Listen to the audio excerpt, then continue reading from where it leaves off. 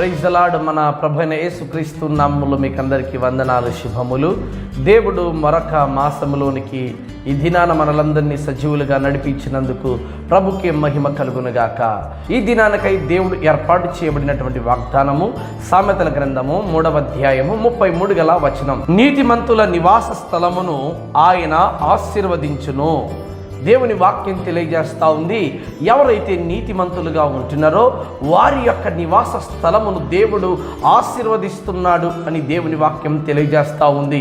నిజంగా నీవు ఉంటున్నటువంటి స్థలము ఏదైతే ఉందో, నీవు బ్రతుకుతున్నటువంటి స్థలము, నువ్వు నడుస్తున్నటువంటి నివాస స్థలం ఏదైతే ఉందో, దేవుడు వారిని ఆశీర్వదించడానికి ఎంతగానో ఇష్టపడుతున్నాడు. ప్రియదేవుని బిడ్డలారా, సాక్షాత్తు దేవాది దేవుడు ఈ లోకమును, భూలోకమును అన్నిటిని తయారు చేస్తున్నప్పుడు సూర్యుడిని, చంద్రుడిని, జలచరములను, పక్షులను అన్నిటినీ దేవుడు తయారు చేస్తున్నప్పుడు ఇది మంచిది, ఇది మంచిది, ఇది మంచిది అని అన్నాడు.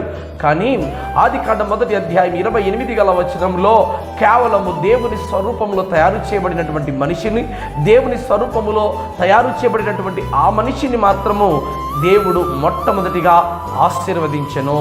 ఆమేన్. ఈరోజు దేవుడు మనుషులను ఆశీర్వదించాడు. కారణం ఏమిటంటే దేవుడు కూడా ఆదామును ఒక మాట అనుకున్నాడు. ఏంటో తెలుసా?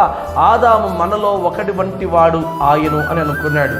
కానీ దేవుడు మనల్ని ఒక రీతిగా దగ్గరకు చేర్చుకుంటుంటే ఈరోజు మనం ప్రభుకి దూరం అయిపోతున్నాం. ప్రియదేవుని బిడ్డలారా, అయితే నీవు ఆలోచన చేసావా? నువ్వు దేవుని యందు యథార్థముగా బ్రతకగలిగితే, నీతిమంతుడిగా బ్రతకగలిగితే నీ కుటుంబమును దేవుడు ఆశీర్వదించుటకు సిద్ధముగా ఉన్నాడు. ప్రియదేవుని బిడ్డలారా, అదే సామెతల గ్రంథం 3వ అధ్యాయం 33 వచనంలో పై వచనాన్ని చదవగలిగితే, భక్తిహీనుల ఇంటి మీదికి యెహోవా శాపము వచ్చును. ఎవరైతే భక్తిహీనతలో బ్రతుకుతున్నారో వారి యొక్క నివాస స్థలంలోనికి దేవుని యొక్క శాపం వస్తుందంట. ఎవరైతే నీతిమంతులుగా బ్రతుకుతున్నారో, యథార్థవంతులుగా బ్రతుకుతున్నారో దేవుడు తప్పక వారి నివాస స్థలమును ఆశీర్వదిస్తుంటున్నాడు. ప్రియదేవుని బిడ్డలారా, ఆనాడు మనము ఆలోచన చేస్తే ఐగుప్తులో ఉన్నటువంటి ఫరో యొక్క ఇంటిలో కూడా ఏ రీతిగా జరిగిందో ఒక్కసారి లేఖన వాక్యాన్ని చూద్దాం.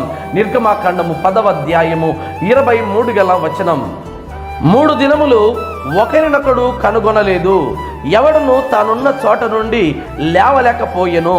అయినను ఇజ్రాయేలందరికీ వారి నివాస స్థలములలో వెలుగుండెను అని దేవుని వాక్యం తెలియజేస్తూ ఉంది. ప్రియదేవుని బిడ్డలారా, ఫరో ఉంటున్నటువంటి ప్రాంతంలో అంతటా కూడా 3 దినాలు చిమ్మ చీకటిగా కమ్మివేయబడింది. ప్రియదేవుని బిడ్డలారా, అయితే ఎవరైతే ఇజ్రాయేల్ బిడ్డలు ఉంటున్నారో వారి దగ్గర నిత్యము వెలుగుచూ ఉంటుంది. ప్రియదేవుని బిడ్డలారా, నీతిమంతుల పక్షాన దేవుడు ఎప్పుడు కూడా ఉంటున్నాడు.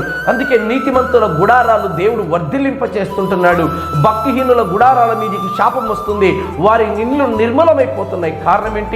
ఫరో జీవితాలను, ఫరో ఇంటి వారిని చూడగలిగితే 3 దినాలు చూడలేక పక్కన ఎవరు కూర్చున్నారో కూడా తెలియలేనంత చీకటిలో వారు మగ్గిపోతున్నారు. కానీ దేవుని కొరకు నీతిగా బ్రతుకుతున్నటువంటి వారి కుటుంబాల దగ్గర దేవుడు వెలుగు ప్రసాదిస్తున్నాడు. ఈ 4వ మాసములో నీ ఇంటి మీద దేవుని యొక్క కనుదృష్టి ఉన్నది. అదే దేవుని వాక్యం తెలియజేస్తా ఉంది. కీర్తన గ్రంథము 33వ అధ్యాయము 14 వచనం.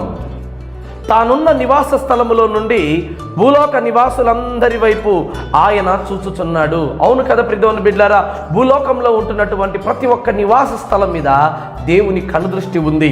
ఎవరైతే భక్తి కలిగి నీతిమంతులుగా బ్రతుకుతున్నారో వారిని ఆశీర్వదిస్తూ వారి ఇంటి మీద దేవుని యొక్క వెలుగును ప్రసాదిస్తున్నాడు. ఎవరి జీవితాల్లో భక్తిహీనత, శాపమును, అపరాధములు చేస్తూ బ్రతుకుతున్నారో వారి ఇంటి మీద దేవుని యొక్క చీకటి కమ్మజేయబడుతూ ఉంది. ప్రియదేవుని బిడ్డలారా, ఈరోజు నువ్వు వెలిగించబడాలని దేవుని ఆశ.